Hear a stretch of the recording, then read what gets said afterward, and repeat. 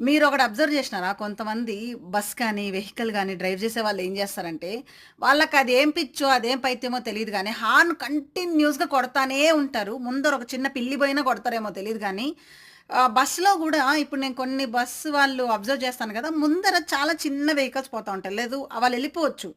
Just అట్లొచ్చి పోతా ఉంటారు. వీళ్ళకి, వాళ్ళకి చాలా డిస్టెన్స్ ఉంటుంది. ఏదొచ్చినా గిల్ల, గిల్ల, గిల్ల, గిల్ల కొట్టుకుంటానే ఉంటారు. ఇప్పుడు ఆ 40 మినిట్స్ జర్నీ అలా ఉంటది. నేను ఆఫీస్ నుంచి వచ్చే గ్యాప్‌లో.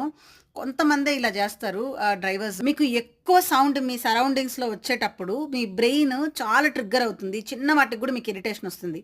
నార్మల్‌గా మీకు ఆ సౌండ్ ఎక్కువ లేని ఎన్విరాన్మెంట్‌లో ఉన్నప్పుడు మీరు కామ్‌గా ఉంటారు.